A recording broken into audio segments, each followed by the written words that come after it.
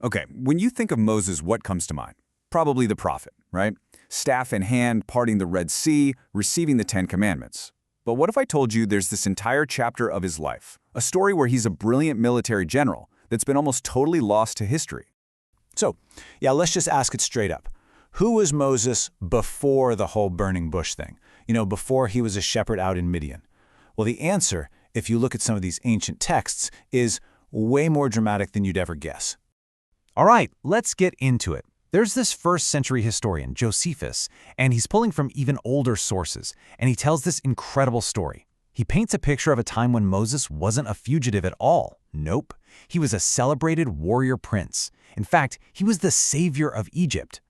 So our story here kicks off not in some fancy pharaoh's court, but right on the battlefield.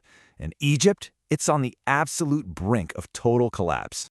So get this. A massive Ethiopian army has just swept into Egypt, and they're crushing everything in their path. I mean, they're not just messing around on the borders. They have pushed all the way to the capital, Memphis. The whole kingdom is in chaos, and the Egyptian armies, they can't do a thing to stop them. So in total desperation, the Egyptians do what you do back then. They turn to their oracles. They're looking for an answer, a hero, anyone. And the counsel they get back is just shocking.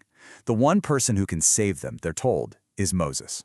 Yeah, that Moses, the Hebrew baby the last pharaoh wanted dead. And so, in this wild twist of fate, the pharaoh actually commands his own daughter, the one who raised Moses, to bring him forward. Why? To make him the new general of the entire Egyptian army. Just think about that. The guy they once saw as a huge threat is now their one and only hope. So Moses accepts the job. But he's not about to fight some by-the-book conventional war. His very first challenge requires a strategy so brilliant, it honestly sounds like something straight out of a legend. See, everyone expected Moses to just lead the army along the river. That was the standard play, the predictable route. But Moses, right out of the gate, shows he's a strategic genius. He decides to take a massive shortcut, marching his army straight overland to catch the Ethiopians completely off guard. But there was one little problem with that plan. That land route? Yeah, it was considered totally impassable, and for a really terrifying reason. Josephus says the place was just infested with tons of deadly serpents. And some of these things, apparently they could fly, like launch themselves through the air and just drop down on soldiers completely out of nowhere. So, how do you fight that? How do you protect an entire army from an enemy that literally attacks from the sky? An enemy that can strike from anywhere, completely unseen? I mean, this is the kind of problem that separates a good general from a true mastermind. And Moses' solution? It was just pure creative genius. He orders his men to build all these baskets. Then he has them fill the baskets with ibis birds, which, are the natural enemy of snakes. They carry these bird-filled baskets with the army. And the moment they set foot in that dangerous land, they unleash the flock. The birds just go to town, hunting and eating the serpents, basically acting like a biological air force, clearing the way for the troops. Incredible. And you know what? The plan worked. It worked perfectly. With the serpent threat totally neutralized, Moses' army just descends on the Ethiopians, who had no idea they were coming. The battle was a total rout, a decisive victory for Egypt, and the enemy, they were sent running all the way back to their own capital city, Saba. That victory really cemented Moses' reputation as a military hero. But the war wasn't quite over yet. And his legend? Well, it was about to get even bigger. This time thanks to a little bit of romance and diplomacy. So, while Moses is laying siege to the super-fortified city of Saba, someone is watching him. Up on the city walls, the Ethiopian king's daughter, a princess named Tharbis, is keeping an eye on him. And she's not just impressed by his courage. She's absolutely captivated by his strategic mind. And yeah, she falls in love with him. So what does she do? The princess sends a messenger to Moses with his unbelievable offer. She says she'll betray her own people and hand over the supposedly unconquerable city, ending the whole war. Her one condition? Moses has to swear an oath that he'll marry her.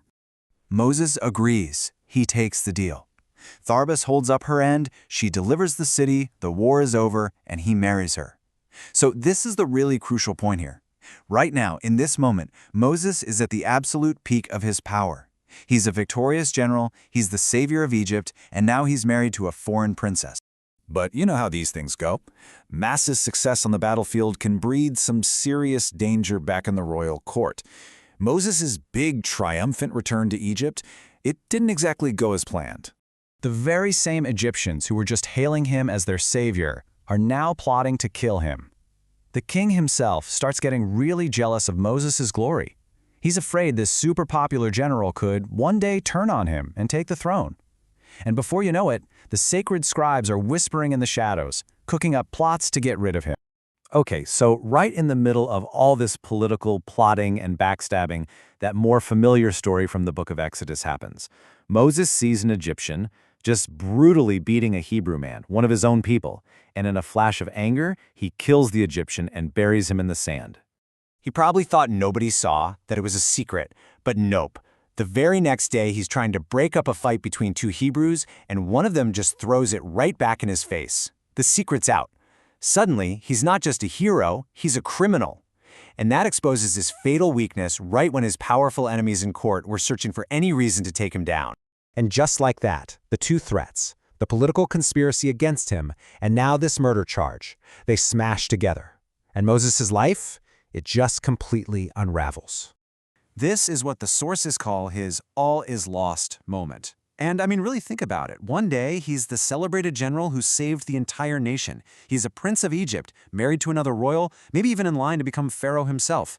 And then the next day, he's a wanted murderer and a political exile, running for his life into the desert with absolutely nothing. But what's so fascinating is that this pattern, this total collapse right before an even bigger destiny, it's not just a Moses thing. Look at Peter. He denies Christ 3 times, his absolute lowest point, right before he becomes the rock of the church. Or think about Joseph Smith, who lost the first 116 pages of his translation, a devastating failure. And then he goes on to publish the Book of Mormon. It's like this crucible of failure is somehow a required step on the path. Which really brings us to a final, pretty deep thought.